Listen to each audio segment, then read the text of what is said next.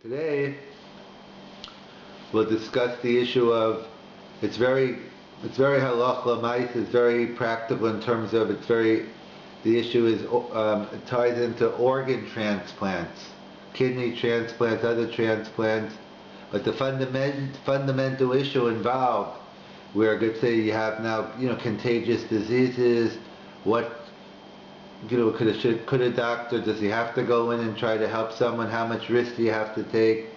It all hinges on the shaila, im adam mechayev lahachnas atzmo l'sakana l'tzara chatzala. In other words, are you obligated to go ahead, or the question is how much risk, if any, does one have to take in order to try to save someone? So actually we'll come back to it, we'll see, is a Meshach Chachma in Parashas Shmos, which actually wants to bring a proof from a pasuk that we just read this past week. So we'll come back to it.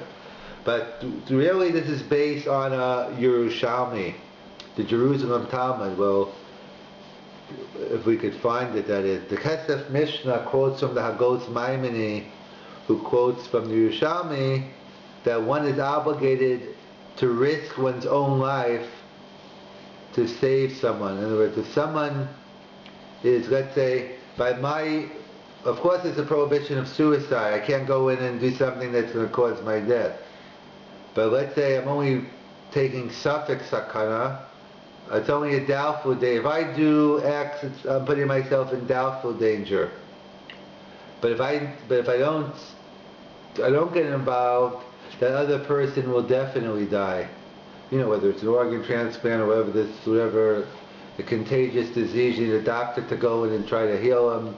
So the question is, am I allowed, do I have to put myself in doubtful danger in order to save someone who's in definite danger? So they quote the Yerushalmi that says yes, that one is obligated to put oneself in doubtful danger in order to save someone else from definite danger. And he bases it on a principle we usually use in dinim mamanos, in monetary law, the principle of ein safek motzi midei vadai, that a suffix doesn't take out from a definite. I have a motzi machaver love haraya, that if the burden of proof is on someone, they have to take it. The one who wants to take the money away, they need the burden of proof. So we have a principle, ein safek motzi midei vadai, a doubt doesn't take out of a vadai. So similarly, the Yerushalmi writes that if I'm only putting myself in doubtful dangers, I'm only a suffix, he's a definite, so I have to put myself in doubtful danger in order to save someone else who's in definite danger. So it's an interesting discussion exactly where is this Yerushalmi. There are discussions where a lot of times the Yerushalmi is quoted and the poskim quote it, but we can't find it. There could be cases of missing Yerushalmi. It's actually interesting, Rabbi Chaim Heller, who ended up being in Yeshiva University, YU, and Rav Selevan used to speak to him. I think they had some connection from Berlin. So he used to, I think Rav Selevan used to speak with him and actually go to his class sometimes, apparently. And he claims that we can't, this Yerushalmi we don't have. We don't know where the Yerushalmi is, but we trust the poskim. The poskim quote it, so we even though we can't find it, we assume it's around. However, others want to claim that they know this Yerushalmi. There's a Yerushalmi in Trumas, in the 8th parak in Trumas. The Yerushalmi has the following case. Rabbi Imi was one of the rabbis. He was kidnapped and taken hostage.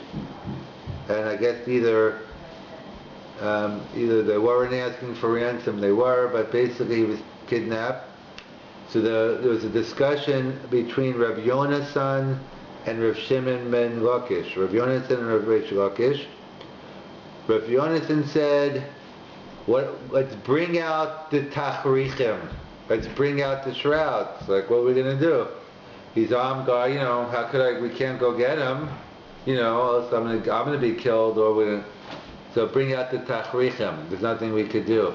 And Rav Shimon ben Lakish said, what are you talking about? Either I'm going to be killed, either we're both going to be saved, or I'm going to go in, and I'm going to go to try and save them. It's interesting because Rish Lakish's former profession, he was like a highway robber before he became a Baal Tshuva.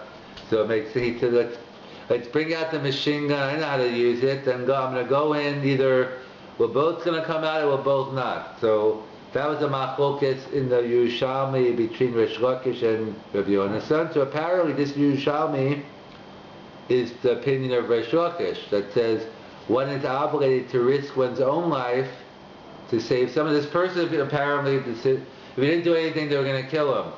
And they weren't asking for ransom. It was a matter of within the week. So either you try to go and save them, or that's it. So Rav Shimon Lakish, that was his opinion. So that's the opinion of Yerushalmi, and that's where it seems to be it's based on.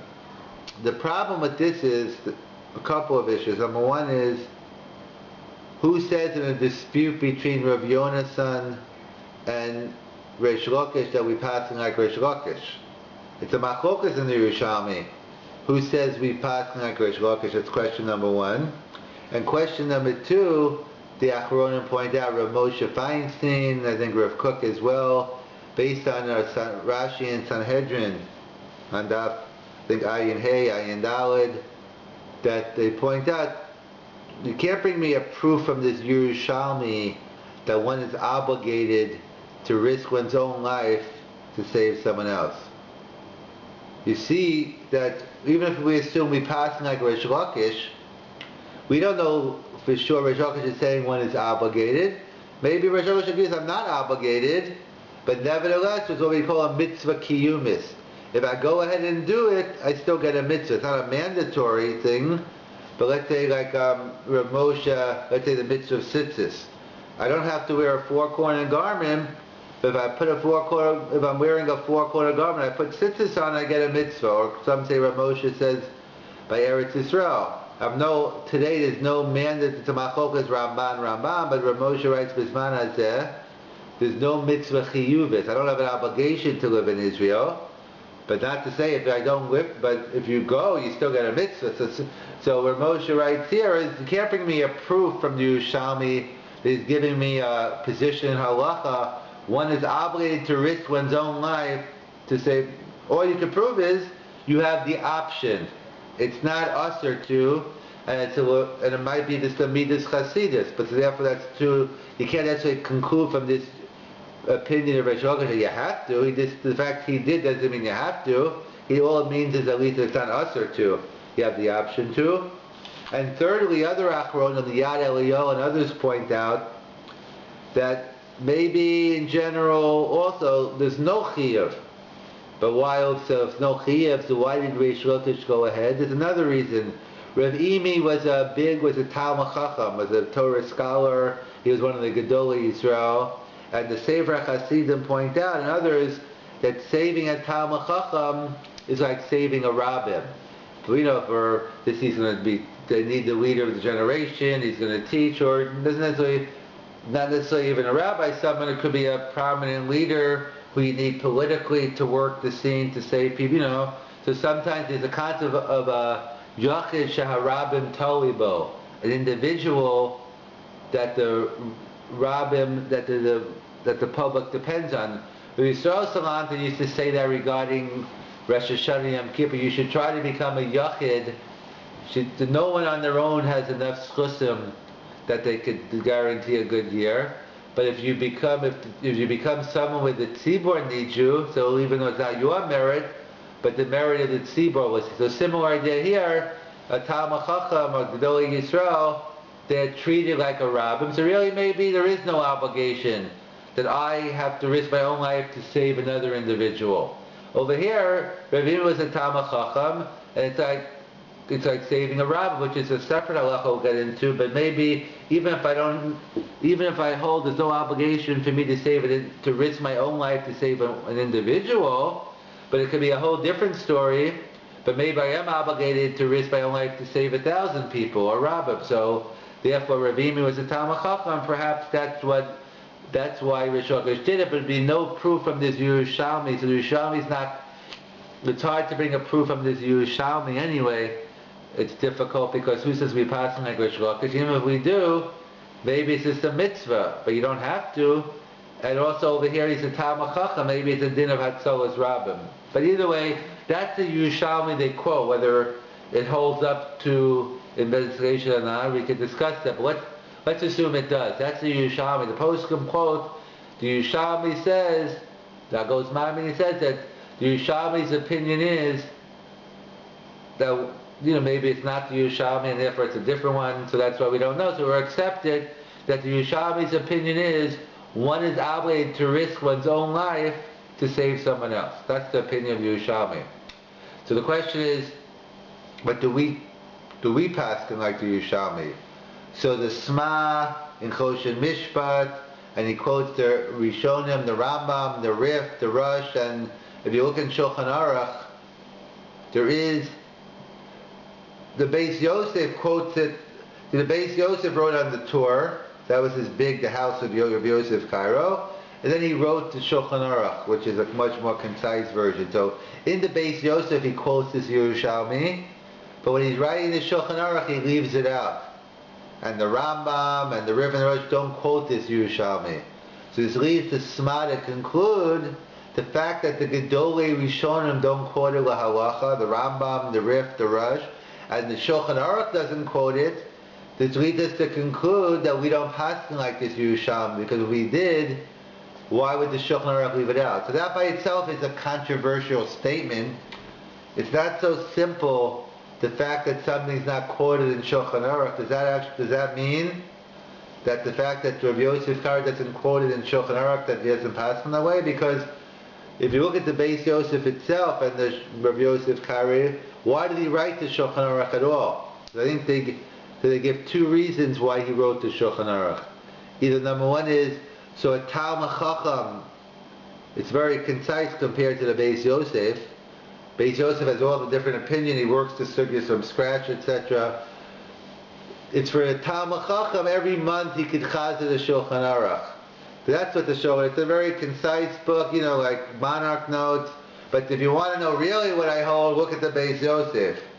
And also I think he said, and also it's for kids who aren't really on that level anymore. Not, a depressing thing to hear for many of us. But so therefore, if that's true, he's giving the reason. The fact, based on that, if I want to really know what Rabbi Yosef is thinking, I look at the Beis Yosef. So the fact that he hasn't quoted Shulchan Aruch, that by itself isn't necessarily conclusive, but that's what the Sma says nevertheless.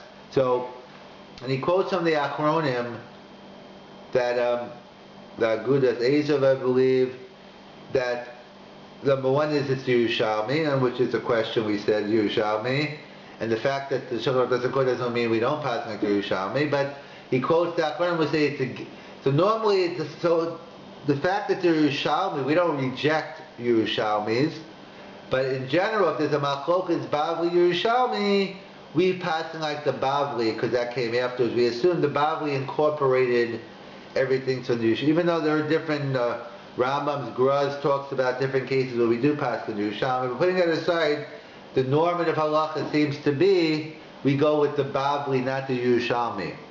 So the Achronim say the Bavli is against the Yerushalmi, but where Bavli is a big place. The Gemara Bavli is in many Masechtas, so where do we find it? So the Achronim help us out, and the Tziv and others tell us perhaps a couple of Gemaras which seem to go against this Yerushalmi. Maybe that's why we don't pass like it. So one Gemara is the Gemara in Nida.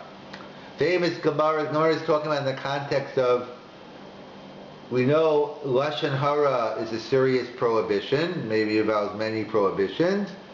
However, we don't accept Lashon Hara, but we can't ignore it either. You can't be naive. If you hear a report, this person's a thief, and you're looking for someone to work behind the cash register, I'm not saying you to accept it and don't take him at all, but you better do your homework. Or if you hear he's a thief, don't leave him in your house alone and you come back, the silver's gone, or etc. They say, well, one of the issues, Gedalia didn't accept the Lashon Hara, and therefore you should have listened to it, he maybe wouldn't have been killed. So because we're not makabel lashon hara, but we are concerned about it. You don't ignore it. Look into it more. So the Gemara has an incident. The Bnei Galila, these people were who were rumored to have killed someone, or more than one, and the authorities were looking for them. So they're on the run. That's the rumor. Any rumor had it they were running away. They killed people and they're running away. So they came to Rav Tarfon, the great Rabbi Tarfon, hide us. So Rav Tarfon said, if I don't hide you, you will be killed. But if I do hide you, and the different opinions, Tosis and the Shiltis, but if I do hide you, and then the authorities hear about it and find out that I hid you, we'll both be killed. And therefore Rav Tarfon did not hide them. So why did Rav Tarfon hide them? So I want to bring a proof from here. Why we see one does not have to risk one's own life to save someone else. Rav Tarfon felt that by him hiding them, he's risking himself, his family, and one does not have to risk one's own life to save someone. That's how some Achronim want to say. We see from this Gemara in Nida against the Yerushalmi. One could say that's not such a strong proof, because you could argue maybe this case was different. Like maybe Bnei Galila, because maybe he's saying you killed someone and you deserve to be killed. But maybe, let's say it was an innocent person, someone was running after them for no reason, so maybe he would have. So it can't, it's not conclusive, but that some Achronim quote this Gemara. You could, like any Gemara, you could argue it, that's not really a proof. Another Gemara they bring down is a Gemara in Sanhedrin. The Gemara in Sanhedrin says that the Gemara says, "Minayim, from where do I know that I'm obligated if my friend's in danger, armed robbers are running after him, the lions are running after him? How do I know I'm obligated to save him?" The pasuk says, "Go samod al dam re'echa." I can't stand by idly when my friend's in danger. But the Gemara says we have another pasuk. We know there's a mitzvah of Hashavas Aveda. If you lose something, so I have a mitzvah to return it. Like you lose money, I find your wallet, I return it. So the Gemara says, if you lose money, I'm obligated to return it. So kal v'chol of hashivaso, if I could save your life and save you, I have to return your soul also. So therefore, we learn out there's a mitzvah of saving someone. So the Gemara says, what do I need both psukim for? What do I need go samod adam re'echa and v'hay? But why isn't one enough? Why, why do I need? It's a discussion in the Gemara, which one they're asking, which one's extra, and which one do I need. So with this, anyway, we'll work with if it just had, people switch it around which one, but if I just had v'hashevosalo, so I would say is, let's say my friend's drowning in the river, in the ocean. So if I know how to swim, I'll go in and jump in. But how do I know that if I don't know how to swim, and you're a lifeguard, I have to pay you to go save him? So the Gemara says we need each to teach me something else. So we need both go samod adam re'echa and we need vashivoso. So it comes on the Tiv and says the Gemara could have gave a more simpler answer. Gemara could have said, from the one pasuk I know I have to save you. But let's say that's by throwing in a life saving. But how do I know that I'd have to jump in and risk my own life to save you? The Gemara does not suggest that. So the Gemara Helav Vaden and the Tiv concludes, we see from this Gemara against the Yerushalmi. Why doesn't the Gemara suggest it? Apparently you're not obligated to risk your own life to save someone else. That's what the Nesiv wants to say is a proof against it's another Gemara. Again, it's not conclusive either, because you could argue the Amudei or another Achronim say, because so maybe the Yerushalmi only says that you're obligated to risk your own life to save someone else. If it's a case of vadai, meaning either if I know certainly I can, if I jump in the, as much as statistically certain means, you never 100%, but maybe the Yerushalmi only says I'm obligated to do it if it's, I know for certain I could save the person, or if I know for certain the person's in danger. But if I don't know for certain, because what Ein Safek Moshe B'nei Vadai was the reason the Yerushalmi. But in the case of B'nei Galila, who says they can't hide themselves? I'm not I'm not the only one who can hide them. They're capable of hiding themselves. So who says they're going to, they're not Vadai in danger, maybe they'll hide and they won't find them. So therefore that's why the Gemara said Rav Tarfon didn't hide them. Or in the case here is, maybe, who says that person, who says that me jumping in is going to Vadai save him. So, there are other reasons perhaps why. Those aren't conclusive. Probably the best reason, the best one, is a Gemara in Bava Metzia. The Gemara in Bava Metzia, I think Samach Beis, it's a famous Gemara you probably heard of, lifeboat ethics. The Gemara talks about two people in the desert, in the Midbar, and one has water, one person owns the water and only has enough for himself. So what do you do? Do you share the water? Do you keep the water?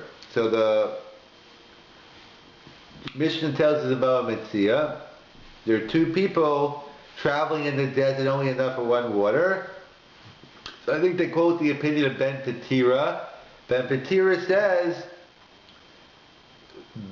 you should share the water. Better to share the water than stand around and watch your friend die. How could you just stand around and not share the water? Better mutav sheyamushu shteyam, I think the Russian is, better you both die than to go ahead and watch your friend die. And Rabbi Akiva disagrees and says, he quotes the pasuk, V'chei achicha imach, that a person is, your life, chayecha kodem v'chayei chavercha.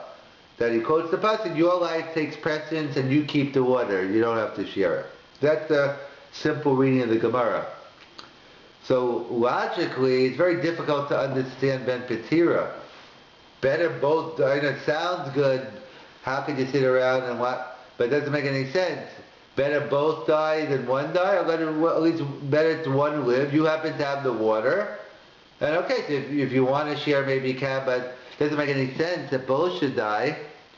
And Rabbi Akiva doesn't seem to argue on the logic, he seems to say, yeah, what you're saying is right, except I have Xeris HaKasav, I learned out from a pasuk, my life comes before yours, and that's why, the only reason Rabbi Akiva seems to be agreeing with the logic, he doesn't say it's absurd, and the only reason he disagrees is because he has a pasuk. So, Xeris HaKasav, in fact, that's a famous, discussion among the Christians or Catholics about abortion. So, that, let's say again, there's different sex within them, but let's say the fetus is endangering the life of the mother. So, some, I guess depends which one, but they say better two deaths than one murder. Because better to have the fetus and the mommy die than to do a murder of killing the fetus. So we agree, in Judaism agrees in principle to that.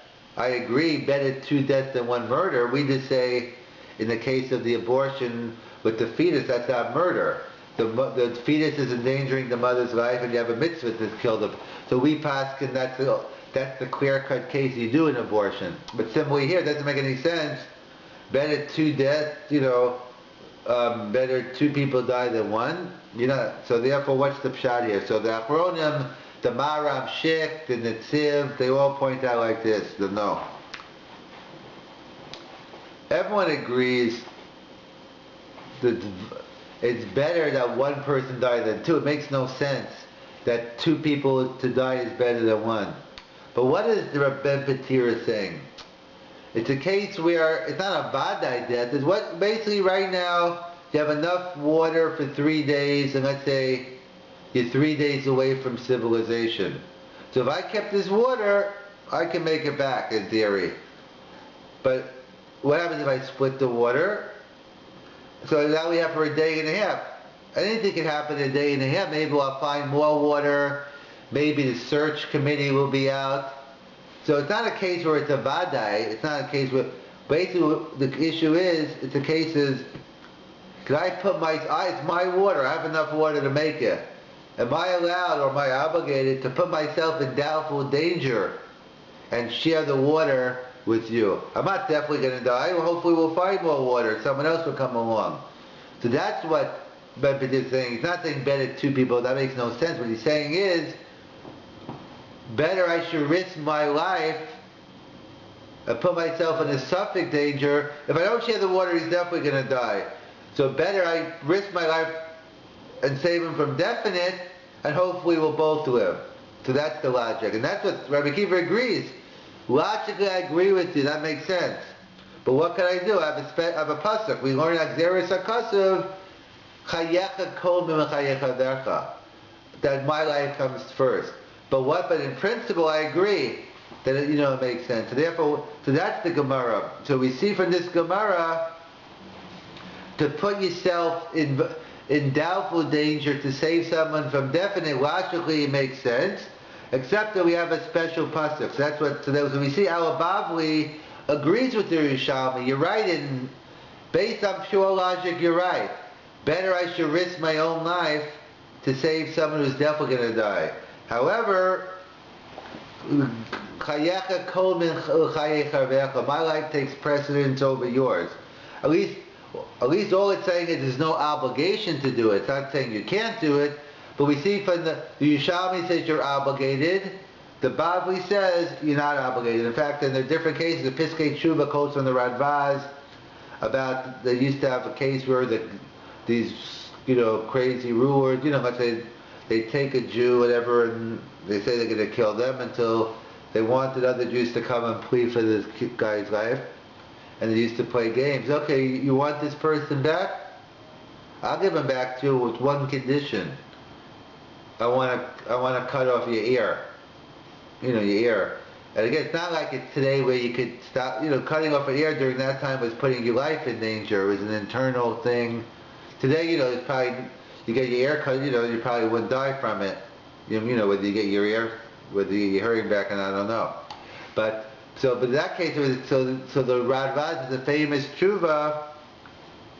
He calls you, the Torah never obligates you to go through that much pain. He calls you a chassid shota if you do it.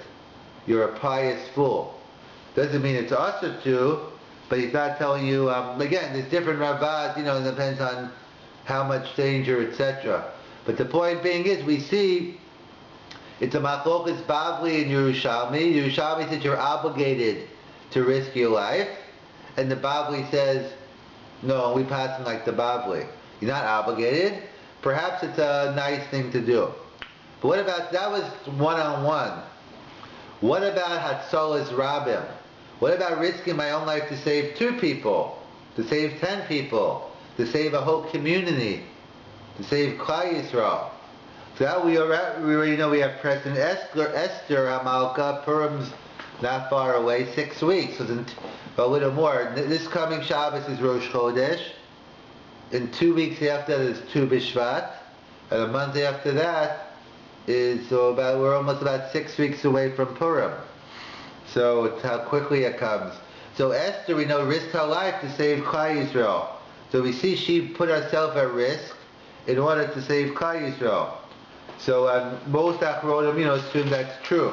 That there's a different, even though we assume to risk your life to save someone else, there's no obligation. But at least it's perhaps there's an obligation to risk your life to save the whole Klal Yisrael. And if not obligated, definitely close to. However, there's an interesting Meshach Chachma that seems to say against this. What's the Meshach Chachma? So the Meshach Chachma claims even with Tzarech Rabbim, you're not obligated. Again, maybe you can, But many poskim assume you're obligated to save the rabbim. You put yourself in, or at least Klal Yisrael anyway. We'll see there's a difference between the whole Klal Yisrael versus just the rabbim. Everyone seems to agree to save the whole Klal Yisrael. It may be a chiyuv. Rabbim we'll find a little discussion on, but the Meshach Chochmah writes, even to save Klal Yisrael, even Hatzalas Rabbim, you don't have to. Where's the Meshach Chochmah say? He says against the Yerushalmi says you're obligated to put yourself at risk to save one person. He says the Yerushalmi is against a pasuk in Chumash. Fortunately, this is a pasuk we just read last week, so I'm sure you're very familiar with it. So the pasuk says in Shmos Daled Yates, it says, Lech Shuv Mitzrayim. God's telling Moshe, now he's in Midjan, go back to Mitzrayim and go take, this is your mission. Ki meso kol hanashim hamavakshim et nafshecha. Because all the people who wanted you dead, all the people who wanted to kill you are dead now. So we see who we talking about, who died. So, and they're talking about Dasan V'Aviram, and some Chazal didn't really die, but they were poor, or whatever, they were Metzora, they were considered dead. So the pasuk says, now go back, Kimeisa Kol Hanashim. So what's the implication of this pasuk?